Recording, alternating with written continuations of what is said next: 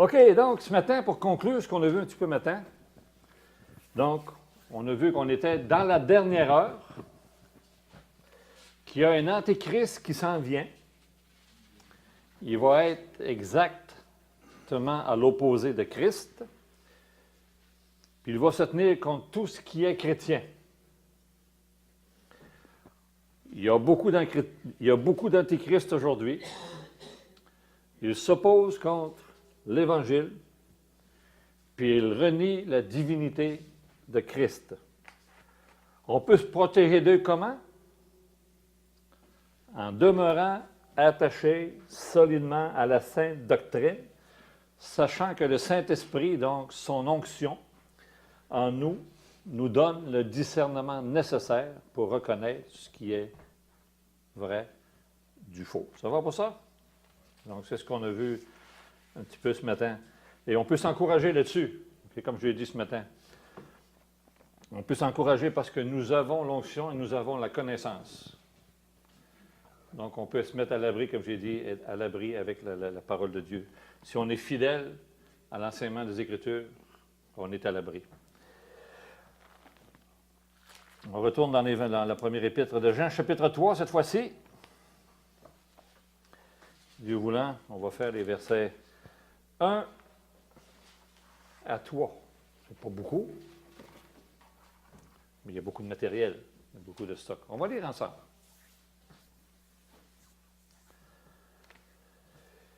Voyez quel amour le Père nous a témoigné pour que nous soyons appelés enfants de Dieu. Et nous le sommes. Si le monde ne nous connaît pas, c'est qu'ils ne l'ont pas connu. Bien-aimés, nous sommes maintenant enfants de Dieu. Et ce que nous serons n'a pas encore été manifesté.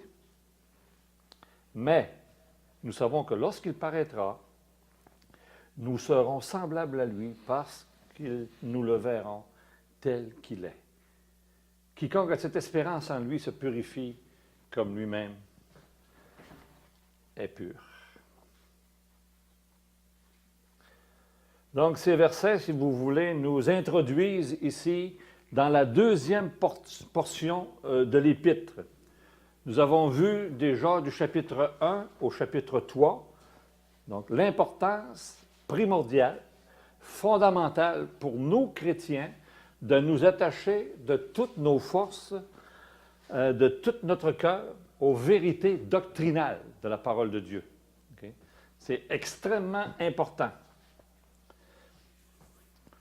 Donc, c'est-à-dire, dans notre épître ici, la vérité intrinsèque concernant, si vous voulez, la personne et l'œuvre de notre Seigneur Jésus-Christ. Qui il est. Okay? Qui il est. C'est-à-dire, vrai homme et vrai Dieu. Maintenant, ici, au chapitre 3 jusqu'au chapitre 5, donc jusqu'à la fin de l'épître, Jean va nous appeler ici à considérer l'autre côté de la médaille, si vous voulez. Qui est maintenant quoi? C'est quoi l'autre côté de la médaille? C'est l'amour. OK? Je vous le dis souvent, OK? C'est pas la première fois que je vous le dis. L'amour et la vérité sont inséparables. Les deux ne vont pas sans l'autre.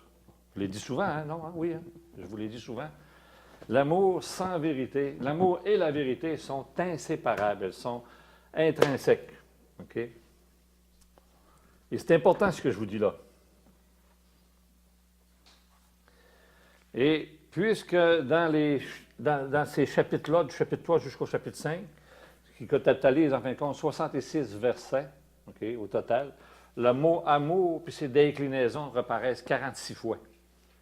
Donc, on est vraiment ici dans le thème de l'amour de Dieu. Okay? Et cet après-midi, frères et sœurs, on va s'arrêter, si vous voulez, sur tout particulièrement sur les effets et les buts de l'amour que Dieu a manifesté pour nous. C'est exactement ce que Jean nous appelle à faire du chapitre 3, versets 1 à 3. On va relire les versets 1 à 3. Voyez quel amour le Père nous a témoigné pour que nous soyons appelés enfants de Dieu. Et nous le sommes. On va arrêter ici. Voyez quel amour le Père nous a manifesté pour que nous soyons appelés enfants de Dieu, et nous le sommes. Voyez, ici, dès le début du verset 1, nous sommes interpellés à nous arrêter un moment, à considérer. Considérer, ça veut dire quoi? Ça veut dire examiner. Hein, c'est vrai, ça veut dire il faut s'arrêter et examiner, considérer maintenant. Examiner, regarder, contempler, méditer sur toutes ces coutures, OK? Toutes ces coutures, l'amour que Dieu a eu pour nous. C'est intéressant. C'est rien qu'un petit mot, vous voyez. Hein? Mais ce petit mot-là nous arrête. Nous arrête. Arrêtez-vous dans votre course là, puis considérez maintenant l'amour que Dieu a eu pour vous. C'est intéressant.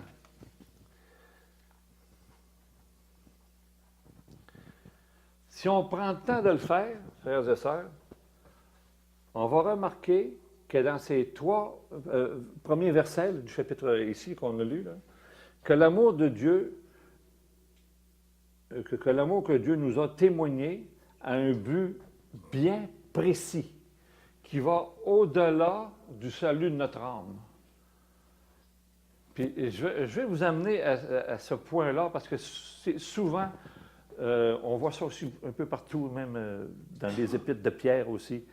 Le mot salut, okay, on est souvent, nous les chrétiens, on a tendance à penser au salut en termes de mes conseils au ciel. On savait, Dieu nous a sauvés pour aller au ciel, pour qu'on soit au ciel avec lui. Mais le salut, c'est beaucoup plus que ça. Être au ciel avec le Seigneur, ça, c'est la phase finale de notre salut. Comprenez-vous? C'est juste là, c'est la phase finale. Mais Dieu nous a sauvés beaucoup plus que pour ça. Comprenez-vous? Le salut, là, quand on lit dans Colossiens chapitre 3, il dit rendez grâce au Père qui nous a délivrés de la puissance des ténèbres et qui nous a transportés dans le royaume de son Fils bien-aimé. Okay? Ça commence là. Dieu nous a délivrés de la puissance des ténèbres.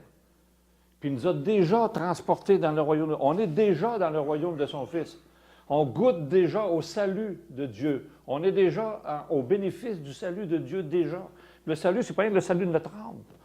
C'est une vie pleine de vie. Comprenez-vous ce que je veux dire? C'est une vie abondante en Christ que Dieu nous donne tout de suite.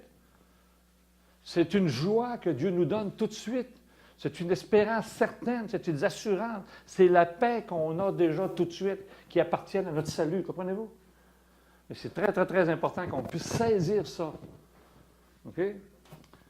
Qu'on arrête de toujours regarder au salut, mes conseils au ciel, là, que c'est d'en haut, que ça vient de nous chercher. Ça, c'est la phase finale, ça. Mais notre salut est tout de suite. On peut en jouir tout de suite de ses bénéfices. Donc ça va, comme j'ai dit, au-delà du salut de nos âmes. Son but, en fait, est non seulement de nous sauver, mais d'amener chacun d'entre nous, chacun d'entre vous ici, okay, ces enfants, indépendamment de qui nous sommes, ou ce que nous sommes rendus présentement, à une ressemblance à Christ. C'est de nous transformer, jour après jour, de plus en plus, à l'image, à la ressemblance de Christ. C'est ça le but du salut. Comprenez-vous ce que je veux dire, que j'en veux venir? Le salut, c'est beaucoup plus que ça. C'est formidable. C'est une réalité déjà qu'on peut goûter dans nos vies, qu'on peut mettre en pratique dans nos vies, qui transforme nos vies.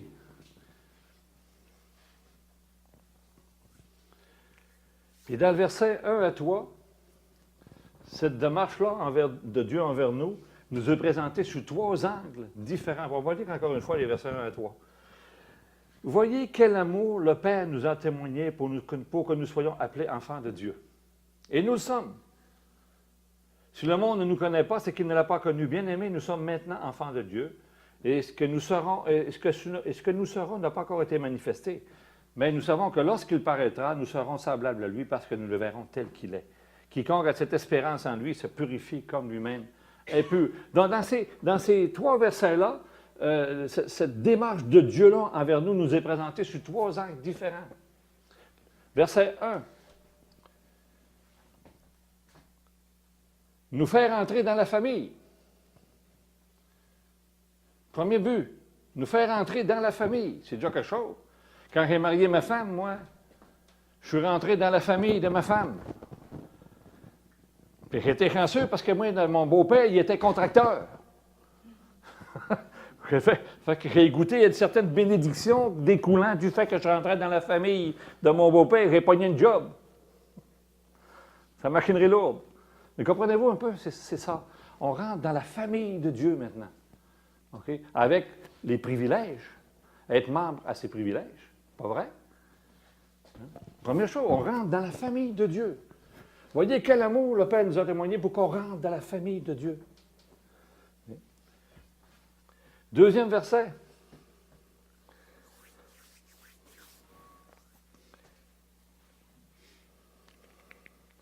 Verset 2. Bien-aimés, nous sommes maintenant enfants de Dieu. On est rentré dans la famille de Dieu. Okay? Mais, et ce que nous serons n'a pas encore été manifesté, mais nous savons que lorsqu'il paraîtra, nous serons semblables à lui. La deuxième chose, c'est quoi? Hein? C'est ça.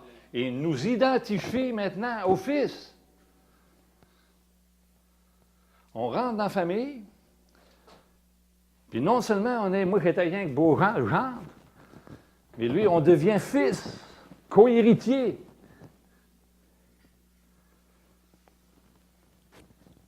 Ça, c'est pas quand le Seigneur va venir, là. C'est là, on est là, là.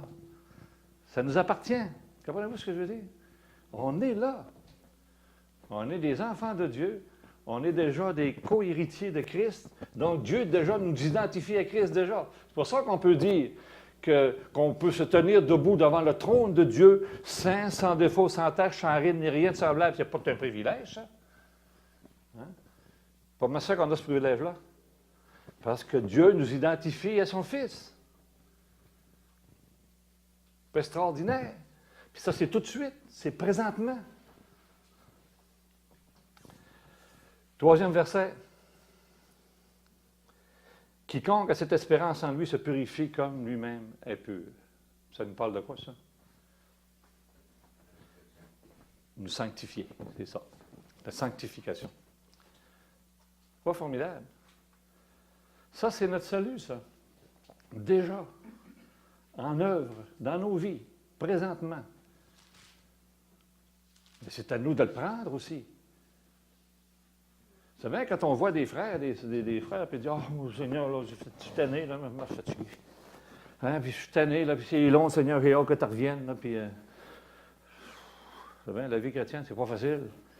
J'ai assez hâte, là, Seigneur, que tu reviennes, là, qu'on s'est débarrassé de tout ça, que je sois avec toi. Là, c'est quoi qui manque, la personne? Qu'est-ce qu'ils font, là?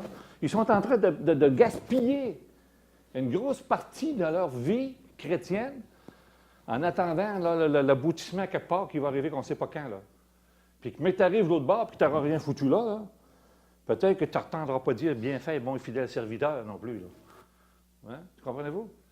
On est dans notre salut, puis Dieu, il veut qu'on le vive, notre salut. Il veut qu'on le vive, qu'on le goûte pleinement. C'est pas normal qu'un chrétien soit malheureux. Je ne dis pas que ça n'arrive pas. Ça arrive, la vie n'est pas facile, il arrive des choses. Mais c'est pas normal qu'un chrétien soit tout le temps malheureux, tout le temps triste. Qu'est-ce qui se passe dans ta vie? Tu sais, il y a des frères qui disent « Ça ne va pas? Qu'est-ce qui va? Ça ne va pas bien? » Ils sont tout le temps malheureux. Ils ne goûtent pas la joie. Qu'est-ce que Jean nous dit au début de son épître? « Afin que votre joie soit parfaite. » Hein? Donc, verset 1. Le verbe « voyez » ici nous invite à considérer, à examiner, à méditer, à regarder et à contempler quoi? L'amour de Dieu? Hein? Non. Non. Quel amour! Pas l'amour de Dieu, quel amour! C'est plus fort. C'est vrai. C'est pas juste regarder l'amour de Dieu. Regardez, quel amour! Wow! C'est ça qu'il est en train de dire. Regardez, wow! Que l'amour de Dieu a eu pour nous autres.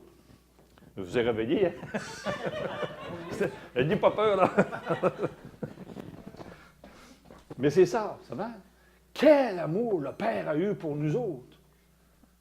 C'est fou, hein? C'est un petit mot de rien du tout. Je voyais considérer, hein, examiner, méditer, regarder, contempler.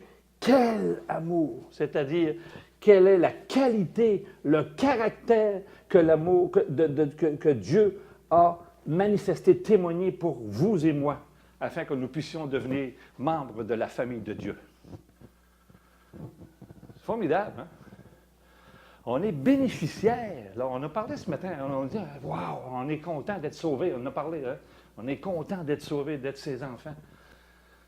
Puis on en parle un petit peu quand on fait notre culte. On parle que Jésus est mort sur la croix et tout ça. Mais c'est ça, ça va. Quel amour le Père a eu envers nous autres. Moi, j'ai quelque chose pour moi que je trouve ça troublant. C'est quand je regarde à Jésus-Christ qui était Dieu, qui a pris un corps d'homme pour connaître la mort. Lui il était la vie éternelle, il connaît la mort. Il était 3 fois saint dans la présence de Dieu, il devient péché pour nous autres. C'est un paradoxe incroyable. C'est paradoxal, fou raide, là. Il était lumière, il a connu les ténèbres. Lui qui n'avait même pas l'ombre d'un petit ténèbre en lui, il a connu tous les péchés du monde.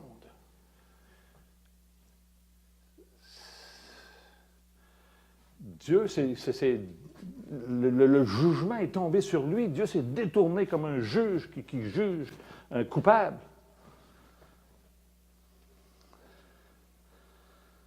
On ne saisit pas quel amour, hein, quel amour le Père a eu pour nous. Dieu aime les croyants d'un amour, frères et sœurs, impossible à articuler par n'importe quel mot ou langage humain. Éphésiens 3,18 nous dit que l'amour de Dieu, okay, considérez, comment est-ce qu'il dit ça, du mal? Quelle est la hauteur? Quelle est la profondeur? La hauteur, ça part de l'éternité en haut, ça part de l'infini haut, infiniment haut. Il est descendu jusqu'à la profondeur des plus bas fonds du cœur humain. Hein, des plus bas fonds. Dans la poubelle du cœur humain. La largeur. Son salut s'étend à tous les hommes, tous les hommes, tous les hommes. Puis sa longueur. Ça donne une forme comme une forme de la croix. Hein? Sa longueur d'éternité en éternité. L'amour de Dieu qui est parti de la sainteté pour descendre dans les plus bas fonds du cœur humain. Il s'étend à tous les hommes. Puis son amour va être éternel. Ça, c'est qu'on puisse... Puis Paul dit qu'il aimerait qu'on puisse comprendre, sonder quel est l'amour de Dieu. Cet amour-là qui est à nous autres, qui est pour nous autres. C'est fou. On n'est pas béni. Hein? On n'est pas aimé. Oui, on est aimé. Quel amour! Hein? Quel amour Dieu nous a témoigné.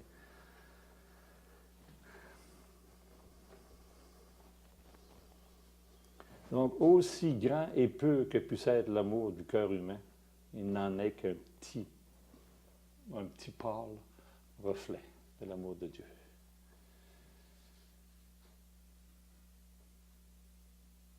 Puis Dieu dit de son Fils, il dit, « Voici mon Fils bien-aimé en qui j'ai mis toute mon affection. » Je ne sais pas si vous considérez ce verset-là. C'est peut-être moi qui l'interprète mal. Mais moi, je comprends que Dieu est en train de nous dire que tout l'amour de Dieu, que Dieu a, il l'a mis dans son Fils. Fait que si vous voulez goûter à l'amour de Dieu, il faut passer par le Fils. Comprenez-vous ce que je veux dire? Tout l'amour de Dieu. Je suis sûr que Dieu, il aime le monde entier, il fait pleuvoir sur les méchants, puis sur les bons, puis c'est correct, tout ça. Mais l'amour à salut, l'amour de Dieu, il l'a mis entièrement sur son Fils. Si vous voulez goûter à l'amour à salut de Dieu, c'est en son Fils. Il faut passer par là. C'est là qu'elle est son amour. Dieu n'est pas faible. Ce n'est pas un amour faible. C'est un amour décisionnel. Il a donné son Fils pour nous autres. Voilà. Jusqu'où que l'amour de Dieu est allé pour nous. Chapitre 4, versets 9 à 10.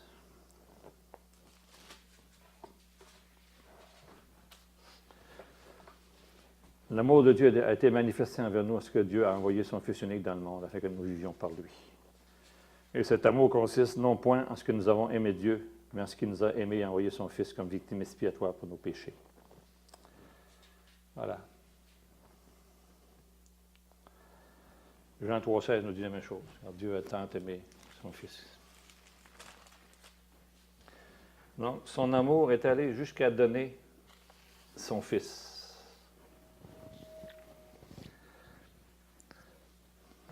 C'est ça, ça semble pas si pire, donner son Fils, souvent, mais si qu'on pouvait saisir, c'est quoi ça voulait dire pour Dieu de donner son Fils. C'est ça. Puis, ça veut dire, donner son Fils, là, ça veut dire plus que donner son Fils. Ça veut dire, c'était le couvrir de nos péchés. C'était le couvrir de tous les péchés du monde entier. Il y a un chant que je trouve tellement beau. Il est en anglais, mais il faut vous entendre un petit peu. Il dit, quand Christ était sur la croix,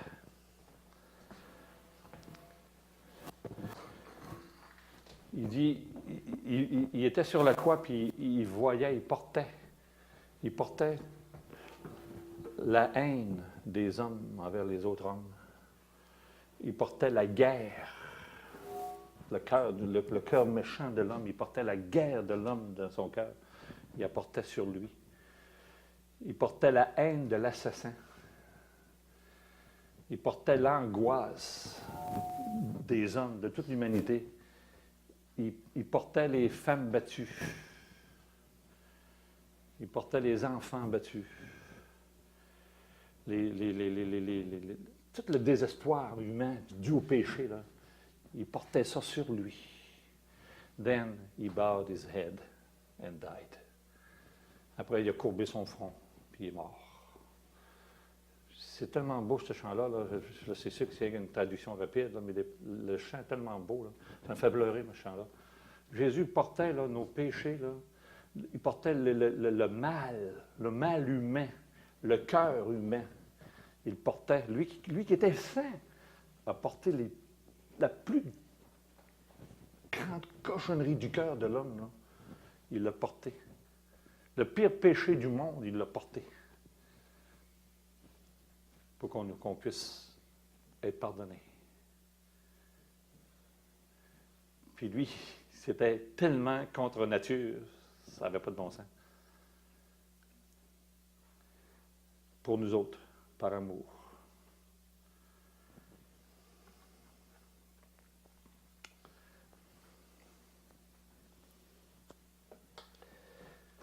Le premier but, afin que nous soyons appelés enfants de Dieu. Pour créer l'univers et tout ce qu'il comprend. C'est infini, l'univers. Hein? Les astres, les soleils, les lunes, ce que tu voudrais, n'importe quoi. Pour créer l'univers et tout ce qu'il contient. Pour ouvrir les yeux des aveugles, guérir un lépreux, redonner l'ouïe à un sourd, chasser les démons, ressusciter des morts, calmer des tempêtes. Ça a pris quoi? Juste un petit mot de sa part. Juste un mot. Pour sauver mon âme, pour sauver vos âmes, ça a pris toute la puissance de Dieu. Ce que Dieu avait de plus précieux pour sauver nos âmes.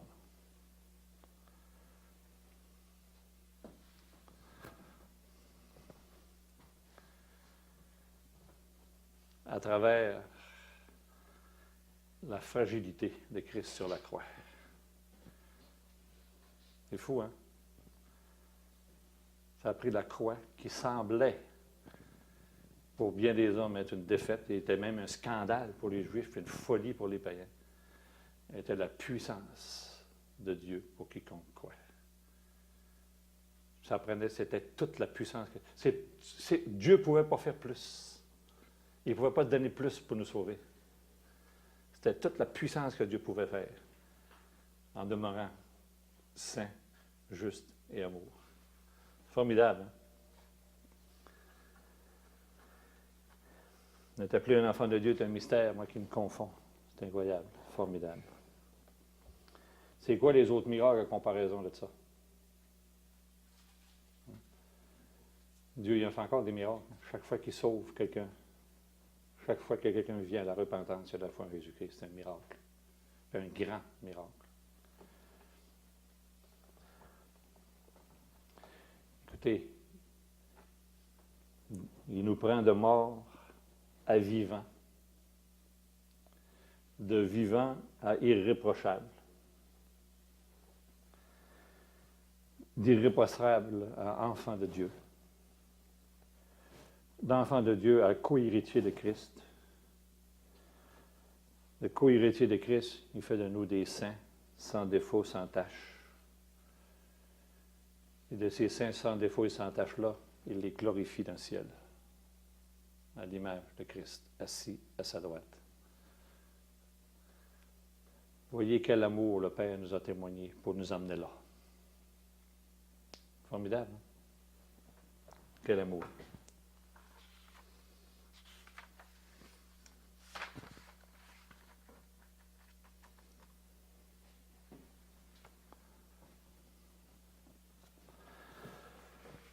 Vous savez aussi bien que moi, n'est-ce pas, que Dieu n'appelle pas tous les hommes ses enfants.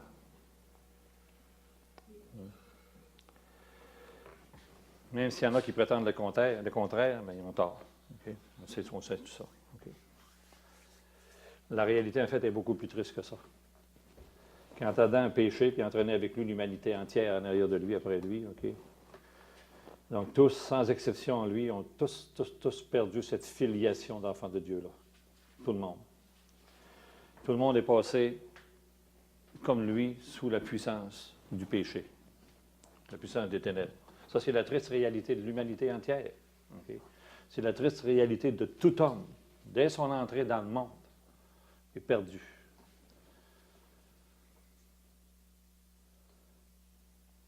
Puis si Dieu n'avait rien fait, il aurait resté juste pareil. Il aurait resté bon pareil. Il aurait resté saint pareil.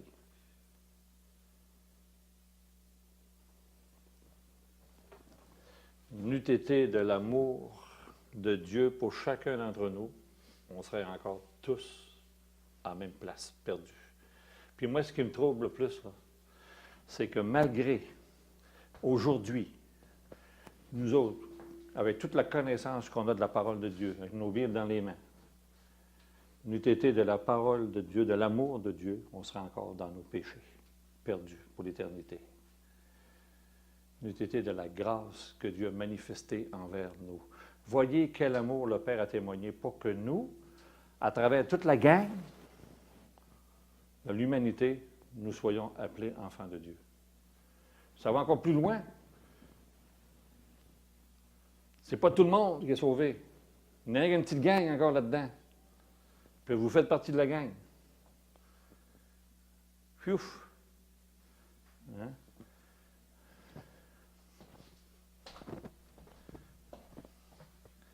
Est-ce que vous êtes enfant de Dieu? Oui? Voyez. Comment est-ce que ça? Voyez quel amour le Père a eu pour vous autres, pour nous autres, pour moi, pour vous autres. Considérez quel amour le Père a eu pour nous autres.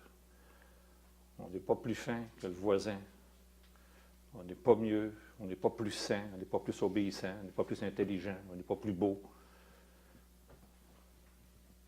Voyez quel amour le Père a manifesté.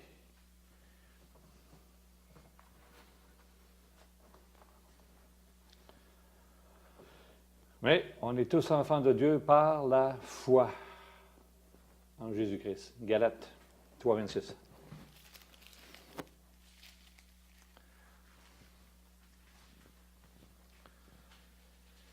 La foi étant venue, nous ne sommes plus sous la loi, car vous êtes tous fils de Dieu par la foi en Jésus-Christ. Puis la foi, on est dit ailleurs que la foi est un don de Dieu. Dieu nous a donné de croire, frères et sœurs. Dieu nous a donné de croire. On ne peut même pas se vanter d'avoir une intelligence de croire.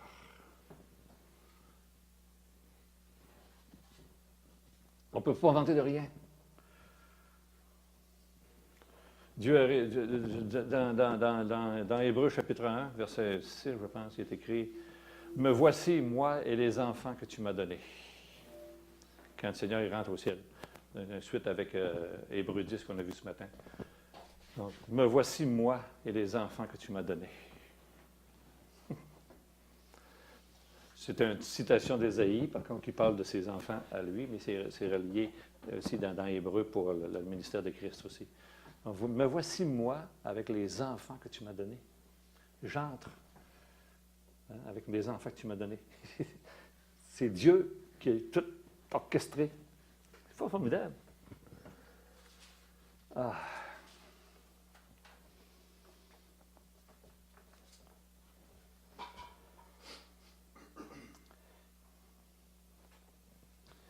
Vous êtes enfants de Dieu par la foi en Jésus-Christ. Mais à tous ceux qui l'ont reçu, à ceux qui croient en son nom, okay, elle a donné le pouvoir ou le droit, si vous voulez, de devenir enfants de Dieu. Je rajoute, bien sûr, pour être plus clair là-dessus, que les enfants de Dieu sont nés non d'une naissance naturelle. Ce n'est pas parce que moi je suis un chrétien que j'ai des enfants que mes enfants sont chrétiens. Absolument pas. Okay. Ni de la volonté de la chair. Pas parce que je veux absolument que mes enfants soient chrétiens qu'ils vont l'être non plus. Okay? Ni de la volonté de l'homme, mais de Dieu seul. De Dieu seul. C'est un mystère qui nous dépasse. Et j'en rajoute au verset 1. C'est intéressant. Et nous sommes, si le monde ne nous connaît pas, c'est qu'ils ne l'ont pas connu. Comprenez-vous? Dieu a opéré chez nous quelque chose qui est complètement incompréhensible pour le monde. Ils ne peuvent pas comprendre ça. Nous, on le comprend par la foi, parce que le Saint-Esprit en nous a éclairé sur ces vérités-là. Mais l'homme naturel ne peut pas comprendre les choses de Dieu, car c'est spirituellement qu'on en juge. Il n'est même pas capable de les comprendre. C'est pour ça qu'on parle des fois de notre évangélisation, puis ils ne comprennent pas, puis c'est donc compliqué, puis c'est donc difficile pour le monde. Mais pourtant, c'est tellement simple, c'est tellement clair l'Évangile, c'est tellement vrai, c'est tellement facile à comprendre. Il ne faut pas être bien intelligent. Hein? Pourtant, le monde refuse ces choses-là. Pourquoi? Parce que ça ne leur a pas été donné de comprendre. Puis le monde, ils ne nous comprennent pas, donc. Si le monde ne nous connaît pas, c'est qu'ils ne l'ont pas connu, Christ. Ils ne peuvent pas comprendre. On est une aberration pour eux autres. On est spécial. On va dire de quoi? On est spécial, vous autres. Hein? Parce qu'ils n'ont pas connu Christ. Ils ne peuvent pas connaître Christ parce qu'ils ne l'ont pas connu. Ils ne peuvent pas nous connaître. Connaître notre manière d'être, notre manière de penser, ils ne peuvent pas la connaître parce que c'est en Christ que ça se passe.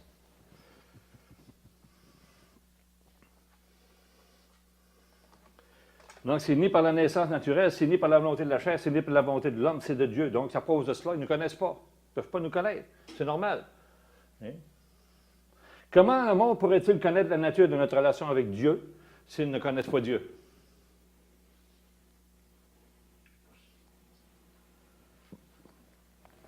C'est impossible. Donc, encore là, il ne faut pas s'étonner. Il ne faut pas s'étonner du monde, de la réaction du monde. Il ne faut pas leur en vouloir. Ça les dépasse. Parce que ce Dieu-là que nous, on connaît, avec cette relation personnelle que nous avons avec ce Dieu-là qui est tellement si extraordinaire, si merveilleux, si magnifique, okay? Ils ne le connaissent pas, ce Dieu-là. Le Dieu qu'ils connaissent, c'est une marionnette au ciel, qui font faire ce qu'ils veulent, qui est juste amour, qui pardonne tout, qui ne juge rien. Ils ne peuvent pas connaître cette relation que nous avons là, nous, avec ce vrai Dieu-là qui est vivant, qui est juste, qui est saint, 3 fois saint, qui qui est amour. Ils ne peuvent pas connaître ces trois vérités-là. Ils n'en connaissent même pas une, parce que l'amour qu'ils pensent qu'ils connaissent, ce n'est pas l'amour de Dieu. C'est de l'amour humain, faible. Parce qu'ils connaissaient l'amour de Dieu, ils connaîtraient Christ. Comprenez-vous?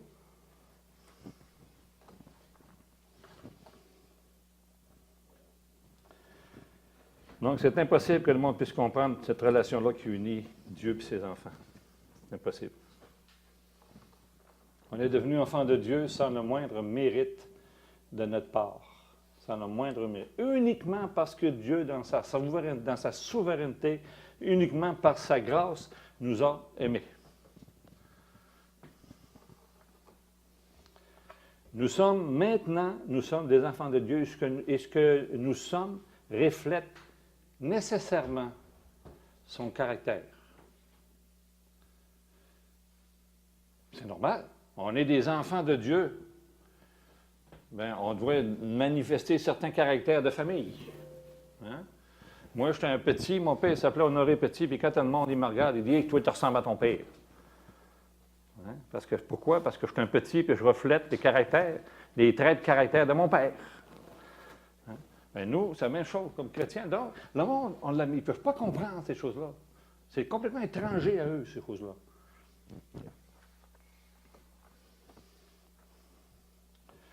C'est marqué dans Jean, tel nous sommes, tel il est, tel nous sommes aussi dans le monde.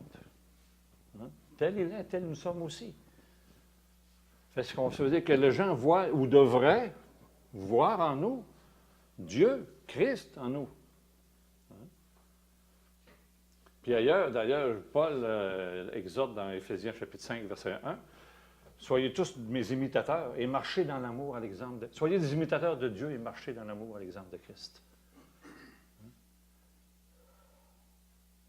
Puis ailleurs, aimez-vous les uns les autres. À ceci, tous connaîtront que vous êtes mes disciples si vous avez de l'amour les uns pour les autres. Fait que les chrétiens, comme tels, devraient manifester cette vie-là, hein, ce lien de parenté-là avec Dieu. On devrait manifester, les gens devraient voir donc en nous Dieu. Jusqu'à un certain point. Malheureusement, bien souvent, c'est ce contraire qu'ils voient.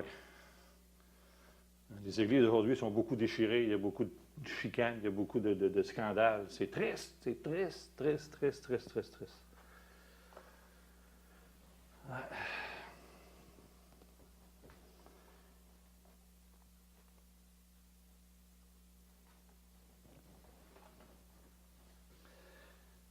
Donc, verset 2, le verset 2, notre identification avec Christ. Bien-aimés, nous sommes maintenant enfants de Dieu. Cette entrée dans la famille de Dieu-là, cette filiation-là, si vous voulez, dont on a parlé au verset 1, revêt ici une autre bénédiction. Okay? C'est intéressant, qui nous est révélée par un seul mot. C'est quoi? Quel petit mot qu'on n'a pas nommé encore? Maintenant. On est maintenant. Tout de suite. Maintenant, enfant de Dieu.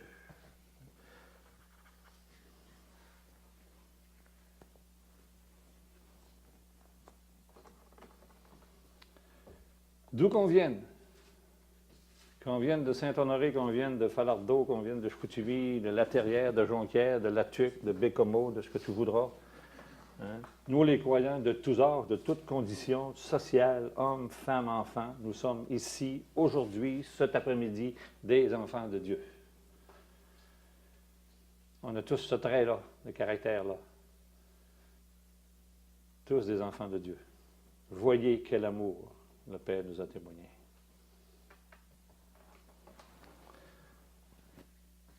Puis n'oublions pas, on est tellement oublieux. Je le répète souvent ça. Souvenons-nous, noblesse oblige. Noblesse oblige. Vous êtes quoi? On est quoi cet après-midi? On est quoi? Des quoi? Ben, marchons comme des enfants de Dieu. Comprenez-vous? On est des enfants de Dieu. ne faut pas en avoir honte. C'est quelque chose d'extraordinaire. On est des enfants de Dieu, mais marchons comme des enfants de Dieu. Je suis en train de lire Ésaïe. Faire une étude sur le livre d'Ésaïe, puis une chose que j'ai trouvée extraordinaire, c'est le prophète Ésaïe. Il était en train, dans les chapitres, je suis dans la partie des jugements, okay, des premiers versets jusqu'au chapitre 40, là, avant la partie du serviteur. C'est rien des jugements, puis des jugements, puis des jugements, puis Israël est jugé, puis les nations sont jugées, puis tout le monde est jugé. C'est rien des jugements. Mais toujours à la fin des jugements, là, il y a toujours un petit quelque chose qui nous dit, mais Dieu va vous relever. Dieu va vous relever. Dieu va vous bénir. Vous allez reprospérer. Il est en plein dedans dans les jugements. Ça y saute par les oreilles. Il ne voit même pas quand est-ce que ça va arriver, ça. Mais il revient toujours avec la bénédiction finale. Dieu va vous relever. Dieu va vous bénir. Il va juger vos persécuteurs, ceux qui vous persécutent, il va les juger.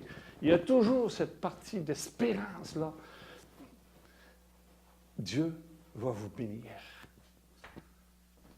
Nous, les chrétiens, avec nos petites misères du monde, nos petites misères, là, puis c'est dur, puis c'est fatigant, puis c'est dur la vie, puis on est malheureux, puis on est tout triste, on perd de vue que notre réalité, c'est qu'on est des enfants de Dieu, puis c'est quoi le but final? Lorsque nous le verrons, nous serons semblables à lui, parce que nous le verrons tel qu'il est. Hey, réjouissez-vous. Réjouissez-vous, puis laissez faire les petits problèmes de la vie d'aujourd'hui. C'est rien. C'est rien de rien. On a tout pour se réjouir, pour vivre une vie chrétienne, là, présentement, même si ça va mal, même si tu es malade, même si tu es quelqu'un qui meurt dans ta famille, tu n'as rien pour vivre une vie malheureuse. Tu as tout pour être un chrétien heureux. Parce que, hey, contrairement au monde, on connaît la fin. On connaît toute la fin de l'histoire. Comment ça va finir? On le sait. On a commencé à lire par la fin. On est gagnant. On est plus que vainqueurs. Dans toutes ces choses-là, nous sommes plus que vainqueurs par celui qui nous a tant aimés. Croyez-vous ça? Ben, vivons à la hauteur de qui nous sommes, des vainqueurs. On est des vainqueurs.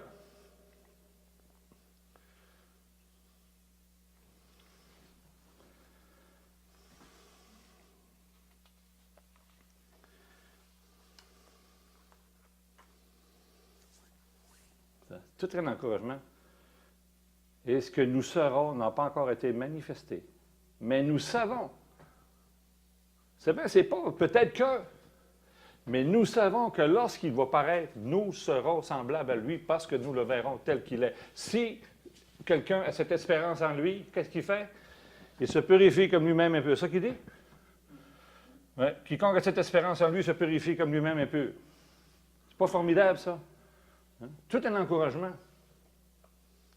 Non seulement nous sommes des enfants de Dieu maintenant, mais nous verrons aussi notre Seigneur Jésus-Christ face à face lorsqu'il va paraître. Puis lors de cette rencontre-là, nous serons rendus semblables à lui parce que nous le verrons tel qu'il est. Puis je vais aller bien plus loin que ça. Quand il dit dans Philippiens chapitre 3, nous sommes citoyens des cieux, nous nous attendons comme sauveur le Seigneur Jésus-Christ qui va transformer ce corps d'humiliation en le rendant semblable à son corps de gloire par le pouvoir qu'il a de s'assujetter à toutes choses. Ouais, c'est pas formidable, ça? Les personnes qui sont plus vieilles, malades, d'entre nous autres. Les personnes infirmes. Hein? On a cette espérance-là, qui est sûre et certaine. Bientôt, tu vas avoir 90 ans, 95 ans, bientôt tu vas être comme un renouveau au printemps. Tu vas sortir en sautant et en ruant d'un brancard. Tassez-vous de là, j'arrive. Plein de vie, plein de force. C'est notre espérance, c'est une espérance qui est vraie, qui va arriver tantôt. Ce n'est pas un conte de fées. Hein? Ça, pour les gens qui ne pourraient pas comprendre, c'est un conte de fées. Mais nous, on comprend, c'est la vérité. Voyez quel amour le Père nous a témoigné pour que nous soyons tous là. Pour que tout ça arrive bientôt. Là. Très bientôt. Moi, je suis assez content qu'il ait 67 ans, Rachel. J'espère qu'il n'en vivra pas 40 autres. Mais On va dire, tantôt, je ne voudrais pas mettre ça à sa chaise, là. Il va dire, oh, je suis tanné, je suis fatigué, j'ai hâte que ça finisse. Non, mais je suis content. Je vieillis. On se rapproche du Seigneur. Hein? Parce que ces réalités-là, bientôt, c'est des réalités, frères et sœurs, qui nous appartiennent, puis qu'on doit saisir par la foi. On doit les saisir, parce qu'ils sont là, ces réalités-là. Pas pour nous causer de la peine, c'est pour nous rendre plus forts, pour nous faire du bien. C'est des bénédictions qu'il nous dit qu'on a, afin qu'on soit heureux, afin que notre joie soit parfaite. Il faut arrêter ici.